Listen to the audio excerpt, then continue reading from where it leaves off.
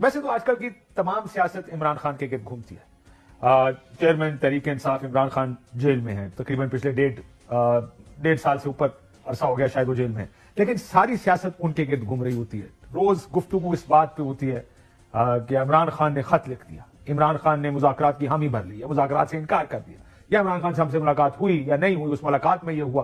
تو یہ زیادہ تر گفتگو کا محور ہمارا جو پولیٹیکل ڈسکورس ہے اس میں عمران خان صاحب کی سیاست, ان کے کئی بھی چیزیں, ہی از ڈومینیٹنگ پالیٹکس. اور یہ بڑی شاید پریشانی کی بات ہوگی مسلم لیگ نون کے لیے, جس کی 2 صوبوں میں حکومت ہے, پنجاب میں حکومت میں, وہ مرکز میں حکومت میں, اور باقی اس کے باوجود میاں صاحب کبھی کبھار آج کل پچھلے 2-3 دن سے نظر آنے شروع ہیں, انہوں نے کوئی ملاقاتیں تو شروع کی ہیں, لیکن اکثر تو ہم میاں صاحب کی کوئی گمشدگی کی بات کر رہے ہوتے ہیں, اور یہ دیکھتے ہیں کہ اتنے دن ہو گئے ہم نے میاں صاحب کی بات نہیں کرے, چلیں آج میاں صاحب کی بات کرتے ہیں, دیکھتے ہیں ان کی سیاست کہاں ہے, وہ کہاں کھڑے ہیں. اور شاید لمحہ فکریہ بھی ہے مسلم لیگ نون کے لیے کہ ان کی سیاست کس طرف آ گئی ہے.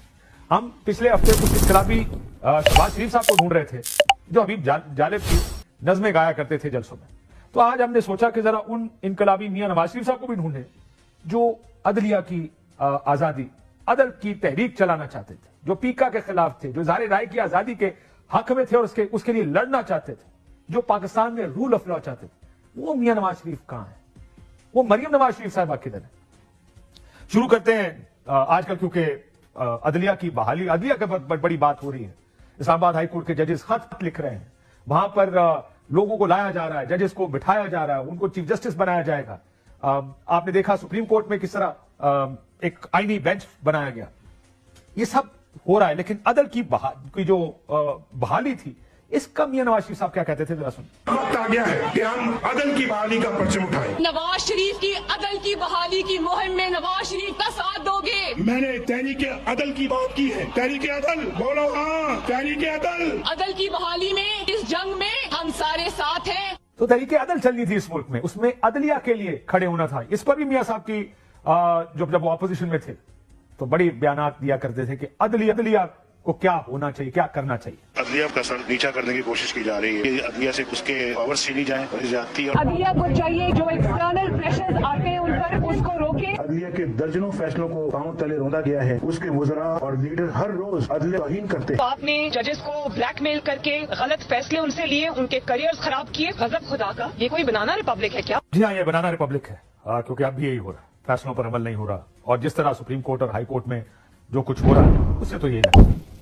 اگر پیکا کے قانون کی بڑی بات ہو رہی ہے اور صحافی سراپا احتجاج ہے, اظہار رائے کی آزادی اور میڈیا کی آزادی کے لیے بھی ہر قسم کا بیان دیا جاتا ہے. اظہار کی آزادی بنیادی انسانی حقوق میں سے ایک ہے. ریاستی طاقت سے میڈیا کی زبان بندی کہاں کا انصاف ہے؟ سب مل کر یہ عہد کریں کہ ہم میڈیا کی حفاظت کریں گے اور اس کی آزادی پر کوئی قدغن قبول نہیں کریں گے. میں اسی بات کے خلاف ہوں کہ چاہے وہ سوشل میڈیا ہو یا وہ الیکٹرانک میڈیا ہو یا وہ پرنٹ میڈیا ہو, اس میں کوئی پابندی لگنی چاہیے. پابندیاں صرف اور صرف خوف میں لگتی ہیں, پابندیاں صرف اور صرف خوف میں لگتی ہیں. آزادی اظہار آپ کا آئینی حق ہے جو آپ سے کوئی نہیں چھین سکتا. جب آپ میڈیا کا گلا گھونٹتے تو آپ پاکستان کا گلا گھونٹتے. اتنی پابندیاں ڈکٹیٹرشپ کے علاوہ کبھی لگی ہوں گی؟ میں تو میڈیا ریگولیشن میں بالکل یقین نہیں رکھتی. کل کو اگر مسلم لیگ نون اقتدار میں آ بھی جاتی ہے, یہ وعدے میں اس دن بھی یاد رکھوں گی, یہ وعدے میں اس دن بھی یاد رکھوں گی. اور یہی وہ وعدے تھے جو وہ بھول گئی. پابندیاں صرف خوف پر لگتی ہیں, یہ بات مریم نواز صاحبہ نے ٹھیک کی. اور پھر رول آف لا, ملک کسی آئین, کسی قانون, کسی قاعدے کے تحت چلنا چاہیے.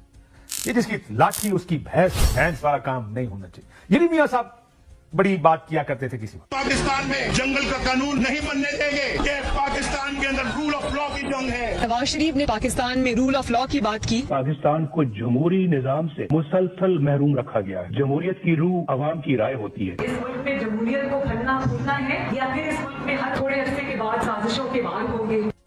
یہ سازشیں ہوں گی, تھوڑے عرصے کے بعد جمہوریت کی روح نہیں ہوگی.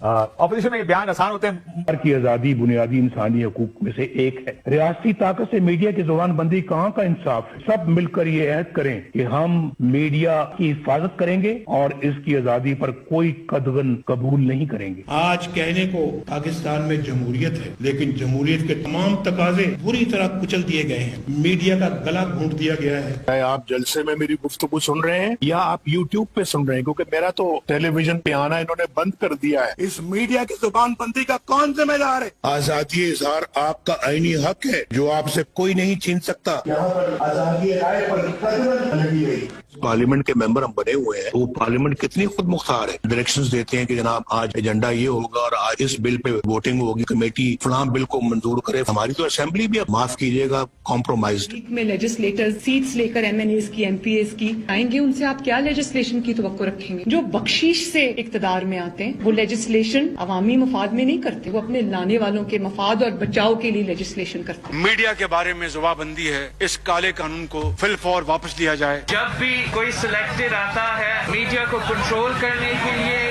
काला कानून लेकर आते हैं। पाकिस्तान पीपल्स पार्टी पीका का कानून को भी नहीं मानते हैं। एक पीका नहीं, आप 100 पीका ले आए, सब पीका को उठा बाहर फेंकेंगे। पीका ऑर्डिनेंस आपने बनाया है, कल तक आप कहते थे ये काला कानून है। फेक न्यूज का तायुन जो है वो हुकूमत वक्त करेगी कि फेक न्यूज क्या होता है। काला कानून